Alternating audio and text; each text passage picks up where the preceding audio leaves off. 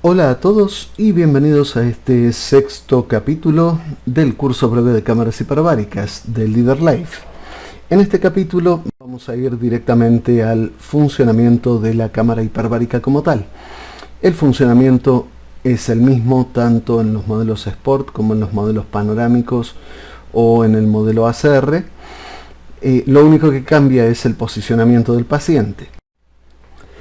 Antes que nada, debemos mencionar que las cámaras hiperbáricas Leader Life están pensadas desde su diseño con los más altos estándares de calidad y de acuerdo a normas internacionales referidas a recipientes a presión para ocupación humana.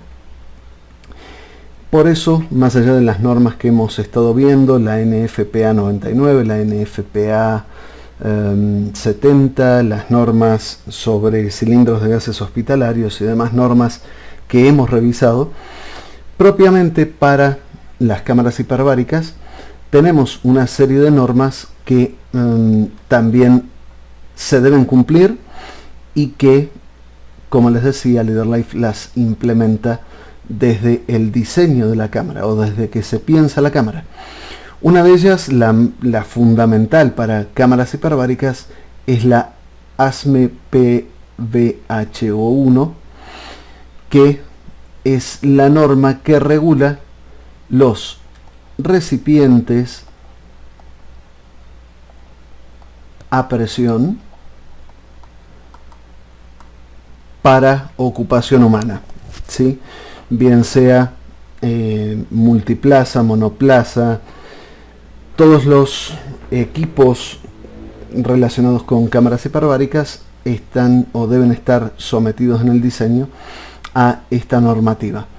Luego viene unas viejas amigas nuestras que son la NFPA 99, que es para el diseño de equipamiento hospitalario, y la NFPA 70, que en Estados Unidos es el código eléctrico, que para Colombia es el equivalente al RETIE, o, como se llama según la norma, NTC 2050. Después hay algunas directivas que son de la Comunidad Europea, que son la MDD 93 42 ES y la 9723 ES para equipos médicos y de presión, que, como les digo, son normas europeas que obviamente en el viejo continente las exigen para la comercialización y demás. Acá no son exigibles, pero sí vale tener en cuenta que los equipos Leader Life son diseñados y fabricados bajo estas normas. Y luego hay una última norma bien importante, que es la IEC 60601 en los capítulos 1 y 2, que habla de la compatibilidad electromagnética y la seguridad eléctrica. Ya hemos dicho varias veces que las cámaras hiperbáricas son equipos neumáticos, pero que el intercomunicador es eléctrico, ¿sí? Entonces, intercomunicador es electrónico o eléctrico. Entonces, las autoridades de regulación, bien sea el INVIMA, el COFEPRIS en México, la ANMAT en Argentina, exige que se haga esta revisión a los equipos eléctricos o electrónicos de los que disponga el equipamiento biomédico, ¿sí? Y vale aclarar algo bien importante acá. A veces se exige, en algunos países se exige la verificación del dispositivo médico o del equipo biomédico en su totalidad, ¿sí? Pero en Colombia, hasta el momento, no hay un reglamento técnico. Al no haber un reglamento técnico, no se puede evaluar la tecnología en forma integral por el momento, al 2022, a principios del 2022, todavía no hay un reglamento que diga cómo evaluar el equipo biomédico como un todo, y por lo tanto se recurre a evaluar el equipo por partes. En realidad el equipo, la cámara hiperbárica, está compuesta por dos partes bien diferenciadas. Por un lado, la cámara hiperbárica como tal, el recipiente, sus tapas, sus accesorios y demás, que funciona en forma neumática. Y luego tenemos la parte eléctrica o electrónica, que es el intercomunicador o la fuente de alimentación que precisamente activa o da alimentación a este intercomunicador. Obviamente a este intercomunicador, por ser de tipo electrónico, se le debe hacer este tipo de pruebas de compatibilidad electromagnética y de seguridad eléctrica. En principio, la primera de ellas lo que asegura es que el equipo no interfiera, pero que también no se vea interferido por otros equipos electrónicos aledaños. Y la seguridad eléctrica como tal, lo que se encarga es de evaluar la posibilidad de generar un daño al paciente, al usuario o a la propia máquina, o en nuestro caso, que por algún desperfecto técnico se genere algún cortocircuito. Entonces son dos pruebas que se le hacen a los equipos electrónicos, en este caso al intercomunicador y a la fuente de alimentación. Ahora bien, ¿cómo está compuesta o integrada la cámara hiperbárica? Como dijimos, hay una toma de pared que provee el oxígeno que entra a la cámara, o puede el oxígeno provenir o venir de un cilindro con oxígeno medicinal. ¿Qué es lo importante o lo que se debe saber? Que si nosotros tenemos un circuito cualquiera, ¿sí? Un circuito, un conductor, en este caso un conductor, un tubo, ¿sí? Y tenemos un determinado fluido, en este caso oxígeno, ¿qué va a pasar? Para que, vamos a tener en principio en este punto, en la entrada, vamos a llamarle a esto entrada, y en la entrada vamos a tener una determinada presión que le vamos a llamar presión de entrada, ¿sí? Y obviamente vamos a tener una presión de salida. ¿De qué depende esto? Bueno, en el caso de la cámara hiperbárica, la presión de entrada está dada precisamente por los surtidores o la fuente de oxígeno medicinal. Y por otro lado, digamos, la presión de entrada está dada por la entrada de oxígeno. Y la presión de salida, ¿por qué va a estar dado? Va a estar dado por la resistencia que presente en todo momento la recámara o el cilindro donde está ubicado el paciente. Entonces, ¿por qué es importante esto? Porque la presión de salida puede ser mayor, igual o menor a la presión de entrada, ¿sí? Entonces, cuando la presión de entrada es mayor a la presión de salida, entonces el oxígeno va a fluir desde la zona de mayor presión a la de menor presión. En este caso, desde la boca de oxígeno hacia la cámara, ¿sí? Cuando la presión de entrada es menor a la presión de salida, ¿qué es lo que va a pasar? Que entonces el oxígeno como tal va a fluir, cuestión que no queremos, desde la cámara o desde el cilindro hacia la fuente de la pared. Ahora bien, esto tiene que estar impedido en todo momento, porque nosotros lo que necesitamos es que el oxígeno entre a la recámara y que después, a través del circuito interno, escape hacia las vías de vacío o hacia la salida pasiva de la manguera de 44,45 milímetros. Bien, entonces por ese motivo, como ustedes ven acá, como norma de diseño, la recámara o cilindro trabaja a 30 psi máximos de presión. Entonces, ¿qué es lo que necesitamos en la entrada? En la entrada necesitamos que la toma de pared o del cilindro tengan al menos 40 a 60 psi de presión. ¿Qué es lo que nos asegura esto? Que en todo momento el oxígeno vaya desde la fuente o desde la provisión del servicio centralizado o de gases medicinales hacia la recámara o el cilindro donde está el paciente, y que no se permitan los retornos o los flujos inversos. Eso por un lado.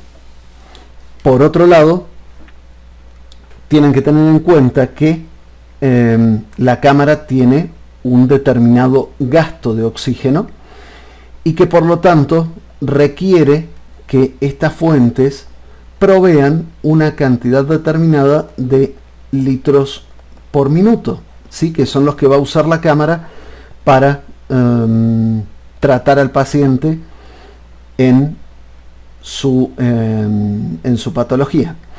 Entonces, para el caso de las cámaras hiperbáricas LeaderLife, se requiere una fuente de oxígeno que, además de proveer oxígeno a 45 a 60 psi, que equivale a 4 a 5 kilogramos por centímetro cuadrado, que además pueda ofrecer un flujo que se marca con la letra Q de 200 a 250 litros por minuto. De esta forma se va a asegurar en la cámara, o se le va a asegurar al paciente, que recibe la concentración de oxígeno necesaria a la presión determinada, a una temperatura determinada y con un volumen determinado, ¿sí? Entonces, ¿qué otra cosa podemos encontrar en la cámara hiperbárica? Encontramos, ya cuando pasamos de los servicios de oxígeno hacia la propia cámara, vamos a encontrar que hay un panel de control que tiene 3 manómetros. Recuerden siempre que el manómetro es el instrumento que se utiliza para medir presión, ¿sí? Bien, tenemos 3 manómetros, por eso está marcado acá las cajitas estas, son los manómetros de la cámara, y tenemos 3. Uno de ellos que mide justamente la presión de entrada a la cámara, otro que está midiendo, el número 3, que está midiendo la presión de salida o la presión en la propia recámara o cilindro, y después hay uno al medio, ¿sí? Que en realidad está dentro del circuiterío del panel de control, pero lo que mide es la presión de tratamiento, ¿sí? Entonces, en reglas generales, para manejar la cámara se requiere una presión de entrada que nos va a indicar cuando haya un bajo nivel de flujo de oxígeno, que nos indique que o bien hay un problema en la toma de oxígeno centralizada, o bien se está terminando el cilindro. Recuerden que los cilindros, a medida que se van terminando, va bajando esa presión. Entonces, este manómetro nos indica que el oxígeno en el cilindro se está terminando y que debemos reemplazarlo porque no vamos a llegar a cumplir con los requerimientos para la terapia. Y después vamos a tener una presión de tratamiento, que es la presión que se setea o que el operador programa para que después sea aplicada al paciente, ¿sí? O que sea la presión de salida. En condiciones ideales o cuando el paciente está en tratamiento, la presión de tratamiento la que setea el operador, debe ser igual a la presión que está dentro de la cámara, ¿sí? Porque de esa manera uno setea esa presión y por otro lado el manómetro 3 nos indica que efectivamente se llegó a esa presión cuando se llega. Tengan en cuenta que los manómetros son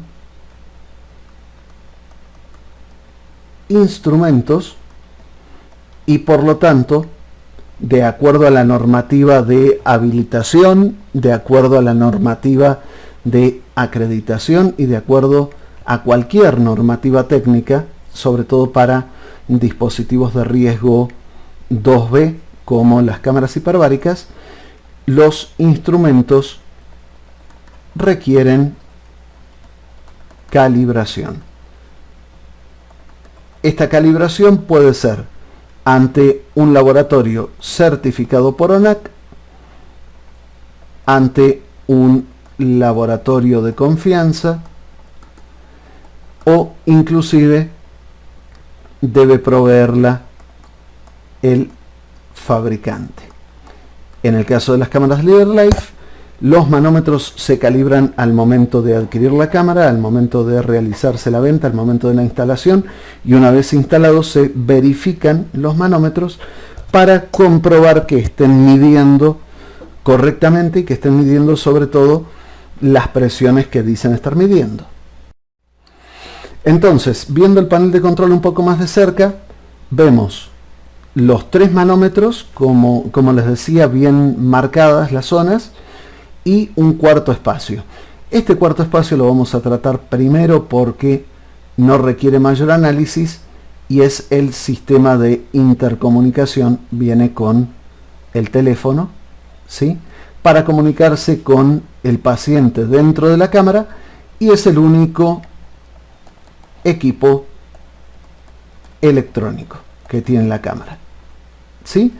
Por eso van a ver que hay un altoparlante, está el citófono, está el sistema de encendido y apagado, y tiene 2 perillas individuales de control de volumen, tanto para el operador o enfermero como para el paciente que está dentro de la cámara. Ahora bien, como les decía recién, el manómetro número 1 es el manómetro de presión de entrada, es el que mide la entrada al tanque.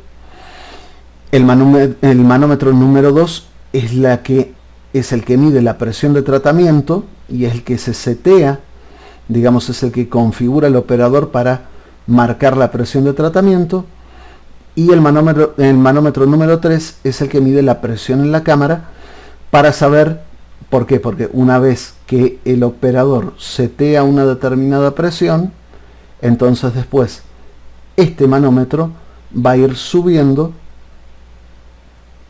hasta que llegue a la presión seteada, ¿sí? O a la presión de tratamiento, perdón, habíamos llamado así. Presión de tratamiento igual a la presión seteada. O a la presión de salida, perdón. Entonces, acá tenemos una serie de perillas. Este que está junto con la presión de tratamiento, obviamente, es el regulador de la presión de tratamiento. A través de este control, el operario o el enfermero va a lograr configurar una presión determinada. Por otro lado, debajo del manómetro de presión de entrada, tenemos una perilla de barrido que se usa en unas situaciones bien especiales, que lo que permite es correr el volumen de gas que haya en la cámara en ese momento, bien sea de aire o bien sea de oxígeno y dióxido de carbono exhalado por el paciente. Y hay una perilla de recirculación que lo que permite es evitar la entrada de oxígeno nuevo y reutilizar el oxígeno que se encuentra almacenado en la cámara. Obviamente todo esto tiene sus pros y sus contras, tiene sus ventajas y sus desventajas, y una de ellas es que la perilla de barrido obviamente gasta oxígeno y la perilla de recirculación lo ahorra. pero digamos que se licúa el O2 con el dióxido de carbono del paciente. Es decir, si nosotros activamos la recirculación, de acuerdo a la terapia se podrá utilizar la recirculación o no, porque tenemos que considerar que al cerrar el ingreso de oxígeno, ese oxígeno va a ser consumido por el paciente y por lo tanto va a caer desde el 95 a 99% que habitualmente se maneja a niveles bajos de oxígeno, alrededor del 23,5 cuando ya está completamente saturado o llega a nivel atmosférico. Entonces, para ciertas aplicaciones particulares se puede usar o se usa la perilla de recirculación, al igual que la perilla de barrido, que vamos a ver más adelante en qué momento se utiliza. Luego, como les decía, el regulador de presión, que ya lo mencionamos, y existe una perilla de velocidad de compresión y descompresión que va a ser la diferencia de presión respecto del tiempo. ¿Qué queremos decir con esto?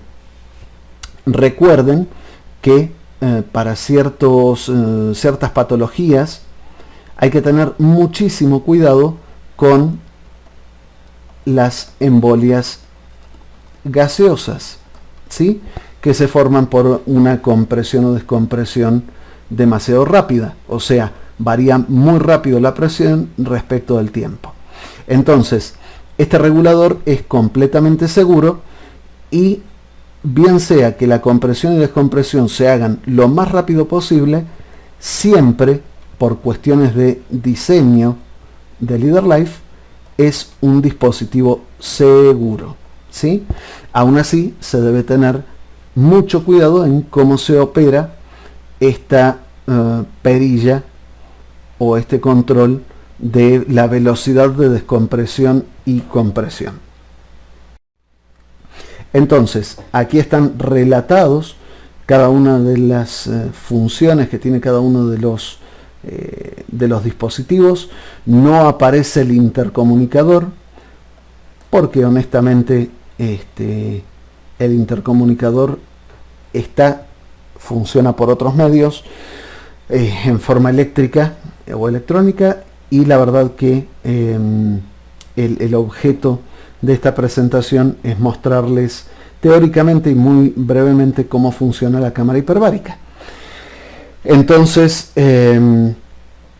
debemos tener en cuenta las funciones, los 3 manómetros que les mencionaba: el manómetro de presión de entrada, el de tratamiento y el de presión en la cámara, y las perillas de barrido, de recirculación, el regulador de presión, que es el que cambia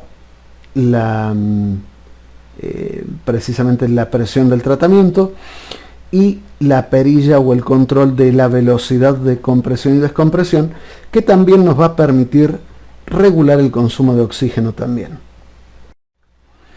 Entonces, consumo de oxígeno de la cámara hiperbárica. El consumo de oxígeno de la cámara hiperbárica va a depender principalmente de, valga la redundancia, varias variables, ¿sí? Hay varios aspectos y varios puntos o varias configuraciones que hacen que las cámaras gasten más o menos oxígeno. Tengan en cuenta que en principio va a depender, el gasto de oxígeno va a depender del volumen de la cámara. ¿Por qué? Una cámara mucho más grande, si fuera una multiplaza, requiere para el tratamiento una cantidad de oxígeno muchísimo mayor que una cámara monoplaza. Particularmente en los modelos de LeaderLife exclusivamente, aquí vemos en metros cúbicos y en litros las capacidades de cada uno de los modelos. La Sport tiene 1.45 metros cúbicos, mientras que la ACR 6072 tiene 0.97, al igual que la Skylight, ¿sí? Que son las de menor volumen, es decir, tanto la ACR 6072 como la Skylight requieren menos oxígeno para ser llenadas. Esto no quiere decir necesariamente que gasten menos. Y las que más oxígeno requieren para ser llenadas son la Elite y la Plus 5080. De esta manera, ¿por qué les digo que muchas veces tiene relación con el gasto, pero no siempre? Porque si este volumen, que es el más grande, el más alto, se recircula, va a tardar más tiempo en saturarse con dióxido de carbono. Es decir, va a haber mayor concentración de oxígeno porque lógicamente hay más oxígeno en esa cámara. Luego tenemos la presión de tratamiento. Obviamente una presión más alta requiere más oxígeno y presiones más bajas requieren menos oxígeno. Entonces eso es algo relativamente sencillo de comprender. Cuanto más presión necesitamos más moléculas de aire en el mismo volumen, ¿sí? En la misma recámara. Entonces, para poder tener mayor presión necesitamos mayor cantidad de oxígeno. Luego, obviamente, el tiempo de tratamiento. ¿Por qué tiene que ver el tiempo de tratamiento? Porque durante todo el tratamiento la cámara va consumiendo oxígeno en menor cantidad o en mayor cantidad de acuerdo a la fase en la que estemos, ¿sí? Al principio, en las etapas de barrido, como está llena de aire común y corriente a presión atmosférica, toca hacer una etapa de barrido que lógicamente va a requerir lavar todo ese aire y llenar la cámara con oxígeno. Eso va a tener mucho más consumo que de pronto en la etapa de isopresión, donde ya el paciente está en pleno tratamiento y donde se va renovando apenas el oxígeno que se va consumiendo. Otra de las cuestiones que hay que tener en cuenta es la altura a la que está ubicada la cámara. No es lo mismo una cámara hiperbárica a nivel del mar que una cámara hiperbárica en alturas, ¿sí? En la ciudad o en ciudades altas. Por ejemplo, si llevo una cámara hiperbárica a Pasto, su comportamiento y su consumo de oxígeno va a ser diferente a que si la utilizo en Cali. Y después, otra de las variables que requiere también mucha atención es la perilla de barrido. Obviamente, si se utiliza la función de barrido, son terapias más eficientes porque se realizan con oxígeno puro, pero son terapias de mayor consumo. Entonces, entrando a cómo funciona la cámara hiperbárica como tal, les decía que la cámara tiene consumos permanentes durante toda la terapia.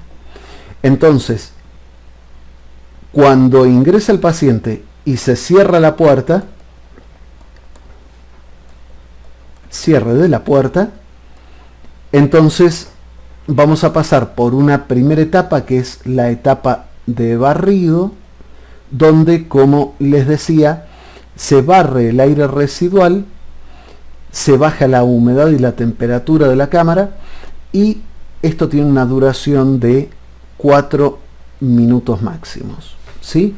En ese interín, la cámara utiliza de 15 a 25 litros por minuto para barrer el aire y reemplazarlo por oxígeno puro.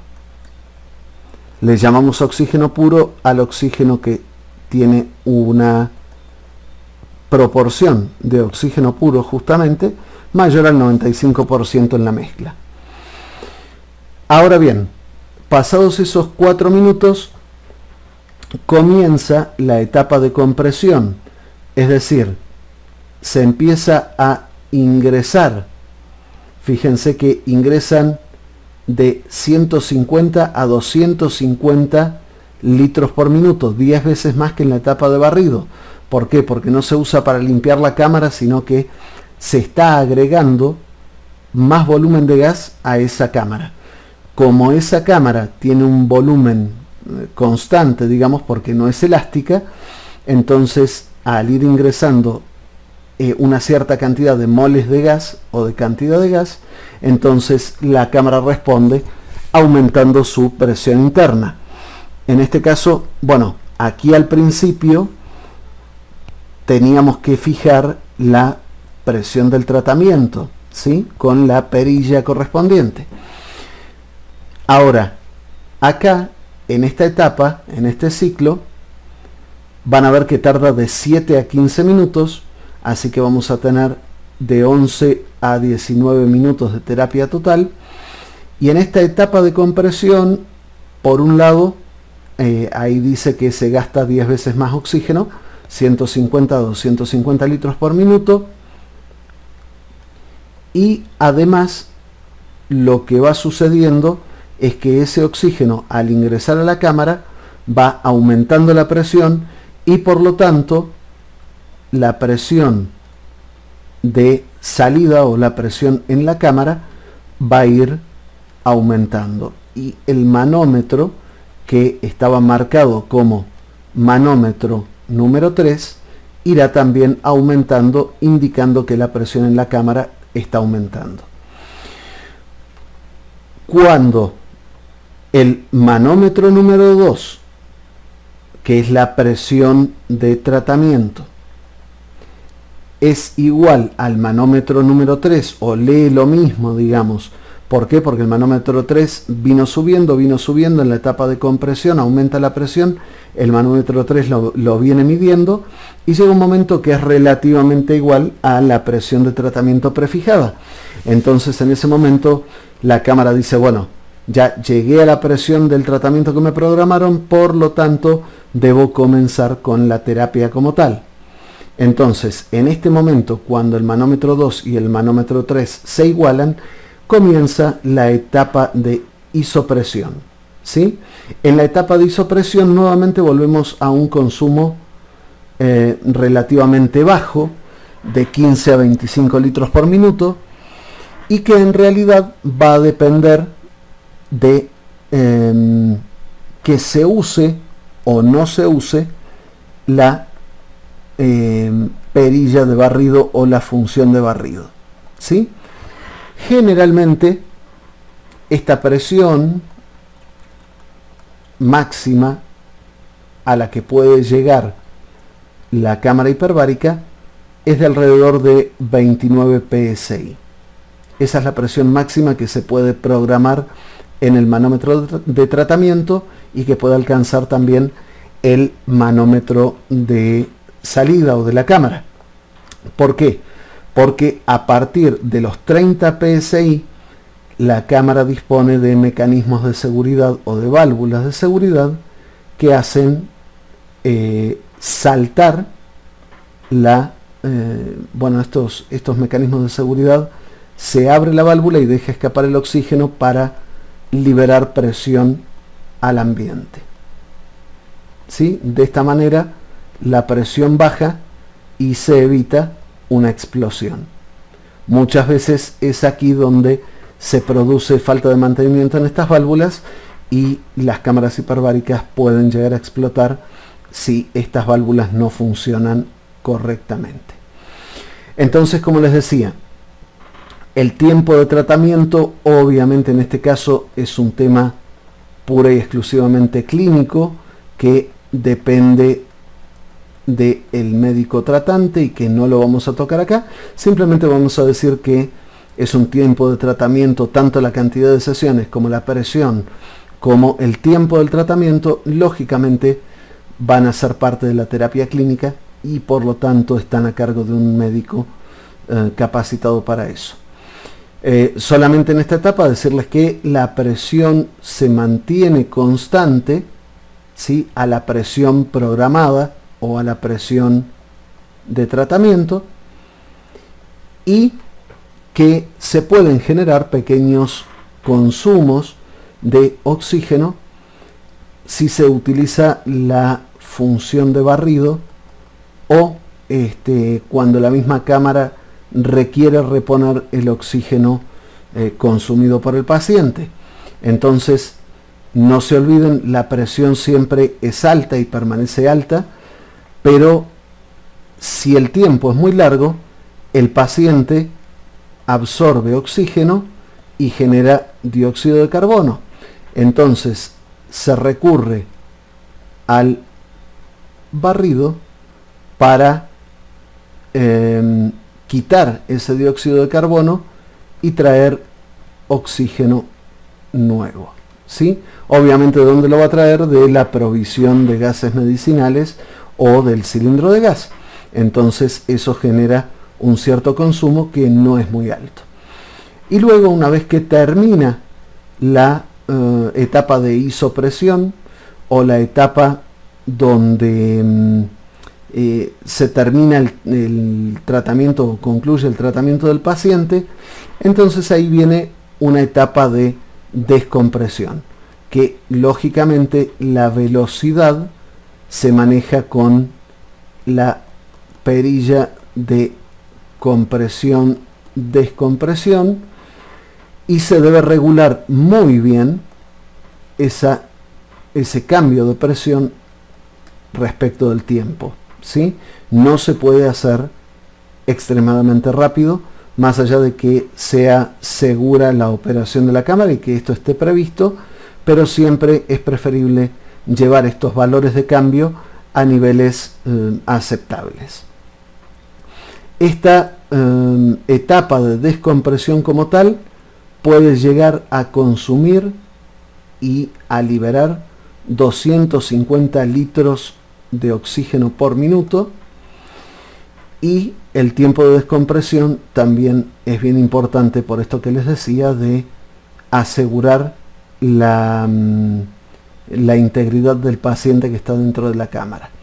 Una vez que la descompresión finaliza, fíjense que va bajando cada determinado tiempo, va bajando la presión, cada determinado tiempo va bajando la presión, y así sucesivamente hasta que la presión llega a niveles tan bajos que aquí ya se puede abrir la puerta nuevamente.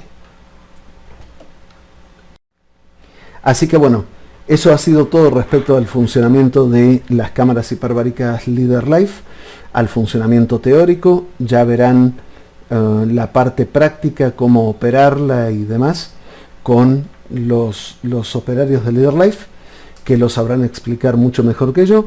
Pero por lo pronto les agradezco la atención prestada en este video y nos vemos en el video número 7. Muchas gracias.